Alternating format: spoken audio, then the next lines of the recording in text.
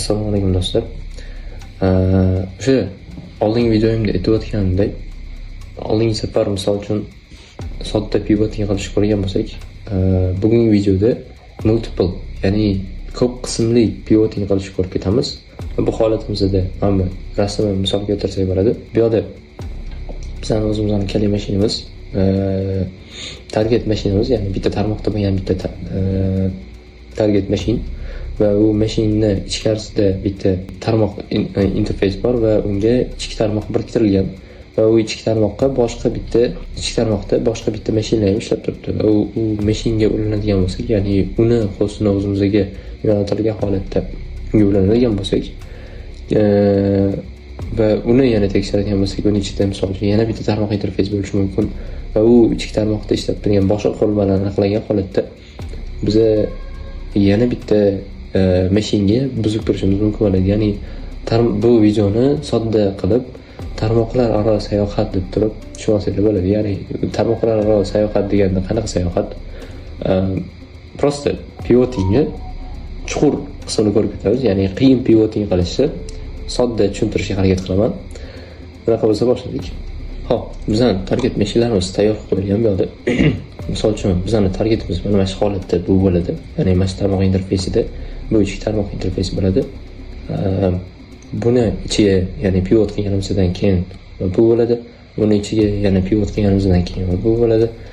Buni ichida, ya'ni bo'ldi shu joyda biz tarmoqni o'zimiz egallagan bo'lamiz. Ya'ni sodda qilib aytganda pivotingga 3 ta qismini ko'rib ketarganmiz.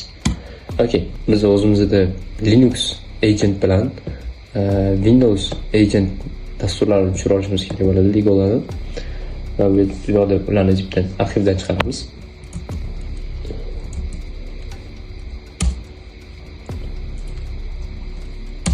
Bizning holatimizda agent bor Linux'imiz uchun va agent exe dasturlari bor Windows'imiz uchun. Okay, kelinglar. Endi mana bu ulanib turgan tizimimizni tekshirib ko'ramiz. Bu yerda qaraydigan bo'lsak, bizlarni ya'ni to'g'ridan-to'g'ri chiqishimiz mumkin bo'lgan lokalniy adresimiz va ichki tarmog'imiz, ya'ni internal. Va bu yerda enp0s8 degan interfeysni ishlab turibdi va bizni hozirgi holatimiz mana shunga pivot qilishimiz kerak bo'ladi. Bu holatda men nima qilaman? Legolarni ishga tushiraman. Sudo legalo-proxy ni ishga tushiramiz. Bu yerdan self bizga web UI kerakmi? Yo'q, kerak emas. Okay, ishga tushdi. Biza qiladigan ishimiz hozir Python server yoqib turib bu joyga olamiz. Agentni.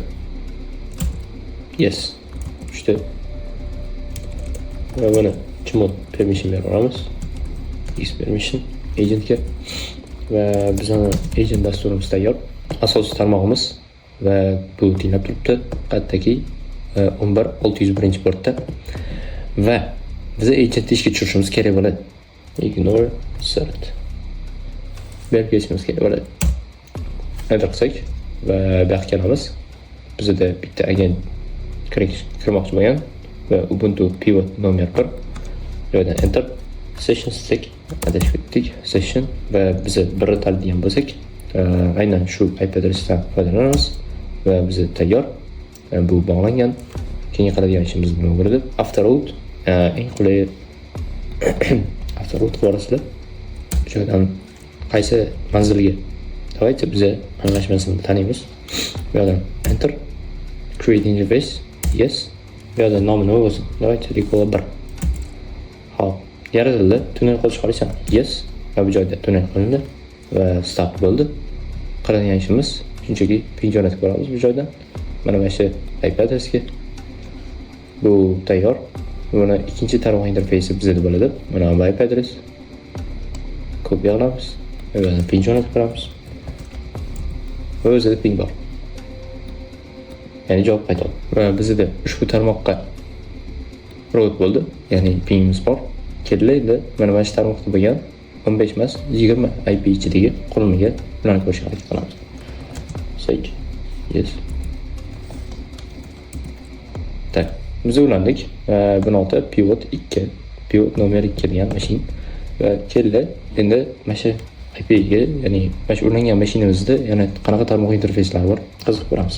Qaraydigan bo'lsak, bizda ulangan internal o'zi IP adresimiz, ya'ni hozirgi holatimizda bu va bu orqali biz 172.20.13 IP adresga pivot qilishimiz kerak o'zimizning kali mashinamizdan turib, ya'ni o'zimizning kalimizdan turib. Qanaqa tartibda bo'ladi? Davaychi ketdik. Bu joydan kelib help olsanglar ham mana bu yerda chiroyli qilib hammasini tushuntirib qo'yilgan. Nima qilishimiz kerak? Bu joydan kelamizda bunday qilinganlarimizning listini ko'radigan bo'lsak, bizda bitta dona targetimiz bor, ya'ni Ubuntu pivot nomer 1 degan. Kella biza yangi adres qo'shishimiz kerak. Buning uchun nima qilamiz? Listen yoqamiz. Listen add. Bundan oldin biz o'zimizga yangi tarmoq interfeysini ham yaratib olsak bo'ladi. Bu joydan kelamiz. Nima deymiz? Sudo hozirgi holatimiz nima bo'ldi? Ya'ni biz sudo ip-tunta add user kali, ya'ni kali user mod tuner bo'lsin va default double degan interfeys qo'shamiz. O'zimizning yangi tarmoq interfeysimiz bo'ladi.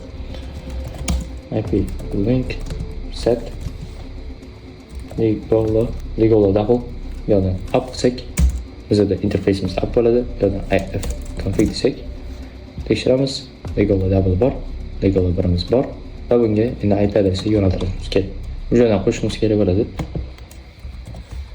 Listener add dash ya'ni IP adresimiz o'zimizdan beramiz, ya'ni 004.0 va buni 11.601 IP adresi va buni qo'shamiz to qatga 172.127.001 IP adresi ichidagi qayerga 11.601 portiga qaysi chipda bo'lsin dash TCP connection. Let's go hit enter. Listener 0 created on the remote agent. Okay. Alternativ usul sizlarga hozir ko'rsataman. Kanalimizda ya'ni agent olishni harakat qilib ko'ramiz. Xfree RDP va bu yerdan mancha bo'ldi. Yes. Va keldi mana shu joyga biz o'zimizning drive'imizni qo'shib ketamiz. /drive on kali. Bu yerdan tools nashimizdan shu yerga qo'shib olsak bo'ladi. Bu joydan folderga kelib turib, Kali toolsga kirsak, legal bor va buning ichidan agent exe'ni o'zimizga tashlab olamiz. Bizda agentimiz bor va bu desktop turibdi. Bizga Windows grafический kerak emas. Exit. CD desktop. Yo'ldan CLS. Bersak, bizda agent exit dasturimiz bor. Kella endi buni ishga tushirib, ichki tarmoq interfeysiga dostуп olishga harakat qilamiz. Men shuni qilamiz. ./agent va bu yerdan dash connect va bu yerda yozishimiz kerak bo'lgan IP adres bizda bo'ladi. Mana bu interfeysi IP adresi. Ya'ni bizda 127.15.15. Yes. Bizda xuddi shu IP adresiga yo'naltirishimiz kerak bo'ladi. -ignore cert. Enter qilsak, connection established. Naqd qaraydigan bo'lsak, bizda info keldi, ya'ni bitta agent joined. Va bu yerdan enter qilamiz. Session desak va bizda o'sha ikkita qurilmamiz bor va bu ikkita qurilmani давайте pastlikni tanlaymiz. Qilishimiz kerak bo'ladigan ish auto root. Va bu yerda qaysi tarmoq interfeysiga ketmoqchi. Biza 172.15.20 qildik. Mana buni yuqoridagi ko'rsak bo'ladi. Mana tepada ko'rsak bo'ladi. Va biz hozir qilishimiz kerak bo'lgan ish 172.20.10 IP adresiga pivotga qilishimiz kerak bo'ladi. Tanlaymiz, enter, create new interface yoki boridan foydalanish. Hop bizda ikkimiz bor edi. Endi давайте yasaymiz. Create new interface qilib turib bizda bo'ladi legal triple. Qilishimiz shunaqa bo'lardi. Endi inglizcha zo'r emas. Okay, enter, start tunnel, yes. Bizda tunnel hozir bo'ldi. Endi kalidan kelib turib, buni ichki tarmoq interfeysi bizda bo'ladi. 127.20.17 yarashtirilganda buni o'zimizdan kelib turib pingni tekshirib ko'radigan bo'lsak, 1 ga yoki 3 ga farqi yo'q. 3 ga va bizda ichkarida qurilma ishlab turibdi. Bu qurilmaga endi dostуп olishimiz mumkin. Hozirgi holatda qaysi joyga keldik? Boyagi rasmni ko'rsatadigan bo'lsam, biz o'zimizning kali mashindan birinchi Ubuntu serverga ulandik, ya'ni bu holatimiz hammaga to'g'ri keladi. Keyin biz bundan pivot qilib bunga o'tdik va bu holatimiz bizda Windowsga to'g'ri keladi va bu Windows ichki tarmog'i bo'lgan bitta IP adresga pivot qildik va bu holatda bizning IP adresimiz pivot qilingan config bu joyda 172.20.13 bo'ladi. Hop, qarasak, bu yerda ham xuddi o'sha oxirgi mashinga pivot qilgan bo'lamiz. Keyin shu qurilmaga ulanib ko'rishga harakat qilamiz. Grafический. X3 RDP bizning IP'miz mana bu 5 bo'ladi. Mana shu IP orqali biz tizimga ulanishga harakat qilamiz. Ya'ni bu 3-chi ulanmoqchi bo'lgan targetimiz. Ya'ni internalligi, birinchi internalga kirdik, okey. Birinchi internalga kirdik va uni ichiga o'zimiz lokalimizda bo'lgan connection qilsa bo'ladigan mashinaga ulandik. Uni ichkisiga ulandik va uni ichki tarmoqqa do'stib oldik. Hozir bizda mana bu 2 bilan 3 orasida connection bor. Mana shu connectionni amalga oshiramiz hozirgi holatda. Enter qilsam, yes bu o'yindan boom. Bizda 3-chi tarmoq kompyuteri bor. Yeah boy. Ko'rgan bo'lsak, uni IP adresi 127.20.15. Hozir tushunarli bo'ldi deb o'ylayman. Bu soddalashtirilgan variant edi. Ya'ni qolganlari ham xuddi shu tartibga turadi. Misol tariqasida boya ko'rsatdim IP adreslarimizning listini va bu yerda rasmni ham qo'shib ko'rsatdim. Qanaqa tartibda ketganini va bu yerda bizda nima bo'ldi? Oxirgi ikkita kompyuter bizda Windows bo'ldi va birinchisi Ubuntu bo'ldi. Umuman farqi yo'q. Qaraysizlar, o'shanga yarasha agent dasturi yuklab olasizlar va shu orqali ichki tarmoqlar mavjud bo'ladigan bo'lsa, mashinani ketma-ket pivot qilib ketaverasizlar. Va bu holatda biz advanced pivotingga, ya'ni multiple pivotni amalga oshirdik. Va bu yerdan o'zimizga tarmoq interfeyslarimizni tekshirdik oxirida. Shuni ko'rib bitta tekshiradigan bo'lsak,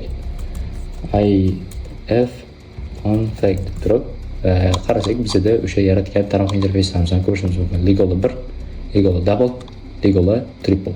Va ular ichida yo'naltirilgan har bittasining IP adresi bor. Qaraydigan bo'lsak, bu yerda list qilib chiqarib qo'yilgan. Yoki sessions deb tursak, session desak, bizda ikkita qurilma bor, ya'ni ikkitasi bizda bo'ladi. Mana buni orasi, bu bilan buni orasi. Tak, keyin bizda bo'ladi. Agarda sizlar bu, ya'ni oxirgi ulangan Windows'imizdan turib ham, yana bunda ham ichki tarmoq interfeys bo'ladigan bo'lsa nima qilasizlar? Mana shu holatda kelamiz, ya'ni terminalga mana shu ulangan ikkinchi pivot mashinani olamiz, ya'ni o'sha tarmoq interfeysiga borib turadigan va nima qilamiz? Ya'ni yaratamiz.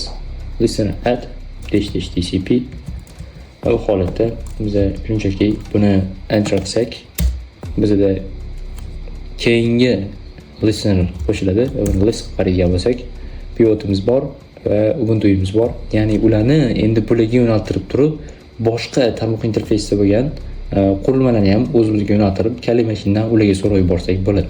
Va bu yerda ham agarda mabodo mana shu tarmoq interfeysida, ya'ni bundan boshqa tarmoq ichki tarmoq interfeys bo'ladigan bo'lsa, ularni ham biz mana shu holatda bitga qo'shib turib, yana davomiy ishlatib ko'rsak bo'ladi. Hammaga rahmat, shunchalik ko'rib sabr qilib o'tirganlarga.